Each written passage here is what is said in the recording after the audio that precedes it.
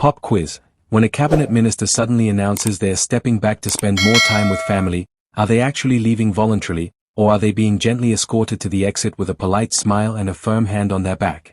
Because right now, Melanie Joly's political future is looking shakier than a Jenga tower in an earthquake, and the rumor mill is working overtime. Is she jumping ship, or is she being pushed overboard? And here's the real kicker, she's apparently not the only Liberal cabinet minister eyeing the door. Brian Lilley just dropped some serious speculation about a potential exodus from Mark Carney's cabinet, and folks, if even half of this is true, we're about to witness a political purge disguised as a retirement party. Welcome back to Canadian Insights, where we're unpacking the whispers, the rumors, and the very real possibility that Carney's cleaning house.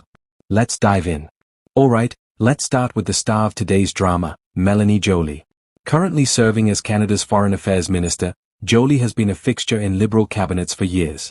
She's survived multiple reshuffles, weathered political storms, and somehow managed to stay relevant even when controversy came knocking. But now? Now the knives are out, and people are starting to wonder if her days are numbered. The question everyone's asking is simple: is she leaving on her own terms, or is Mark Carney quietly showing her the door?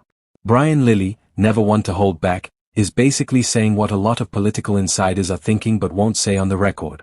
Joly might be on her way out, and she's not alone. According to Lilley, there are other Liberal cabinet ministers who are also reportedly considering their exits from Carney's caucus. Translation: the Prime Minister might be orchestrating a cabinet shakeup that makes Game of Thrones look like a friendly dinner party. Because nothing says strong leadership like systematically removing the people who've been sitting around your cabinet table. Now, let's talk about why this matters. When a cabinet minister leaves, especially a high-profile one like Joly, it sends a message. It signals change, instability, or both. If Joly's leaving voluntarily, it suggests she's reading the room and getting out before things get worse. If she's being pushed, it means Carney's decided she's a liability and he needs fresh faces to rebuild his brand. Either way, it's a big deal. Foreign affairs isn't some junior portfolio, it's one of the most visible positions in government.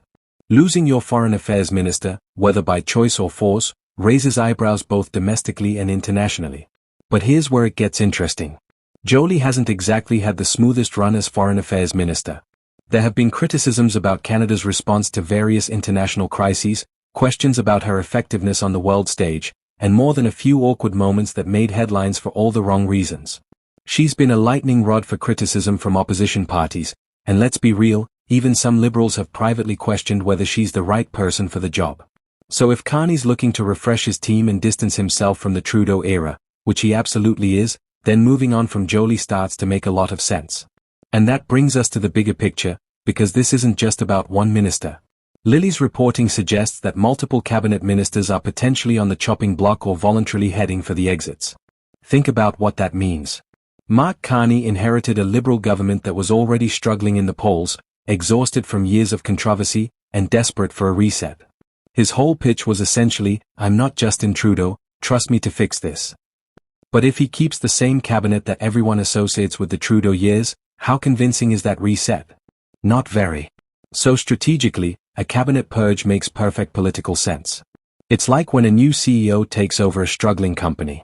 They don't usually keep the entire old executive team, they bring in their own people, make some high-profile changes, and signal to stakeholders that things are going to be different now. That's Management 101. Carney's doing the political version of that. He needs to show Canadians that his government isn't just Trudeau 2.0 with a different face at the top. And the fastest way to do that? Start replacing cabinet ministers who are too closely tied to the old regime. But here's the tricky part: pushing out ministers who've been loyal party members, who've served for years, and who have their own political bases isn't without risk. You start looking ruthless. You create resentment. You generate headlines that say Carney's cabinet in chaos instead of Carney's bold new direction.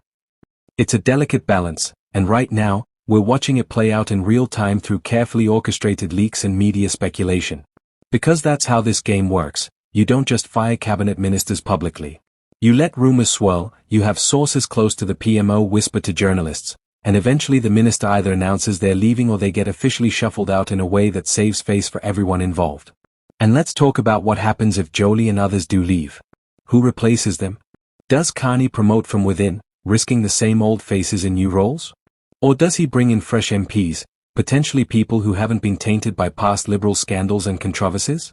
There's also the question of whether any star candidates might get parachuted into cabinet, people from outside politics who Carney wants to signal as part of his new vision. That's risky too, because it can alienate long-serving MPs who feel passed over, but it does create buzz and signals change. The opposition parties are absolutely loving this, by the way. Pierre Poilievre and the Conservatives are probably preparing attack ads as we speak. Carney's cabinet in disarray, Liberals abandoning sinking ship, who's next to go? The lines write themselves. And the NDP will use this to argue that Liberal infighting proves they're not focused on the issues that actually matter to Canadians.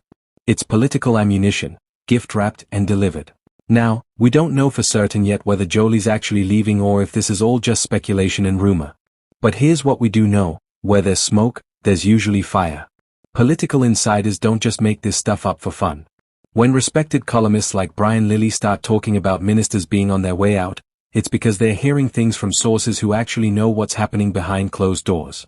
So even if the timing isn't finalized, even if deals are still being negotiated, the writing's probably on the wall. So is Melanie Joly leaving, or is she being pushed?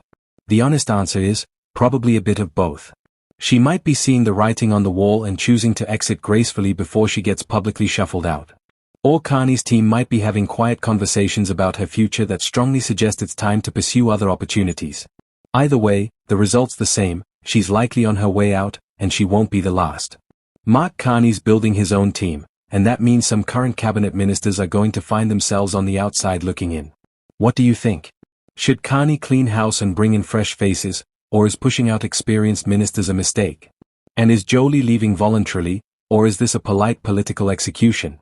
Let me know in the comments because I want to hear your take. If you enjoyed this breakdown, smash that like button. Subscribe to Canadian Insights for multiple daily updates on everything happening in Canadian politics. Trust me, you don't want to miss what's coming next. Hit the notification bell so you catch every upload. Thanks for watching, and I'll see you in the next one where we'll probably be discussing whoever's next on Carney's exit list.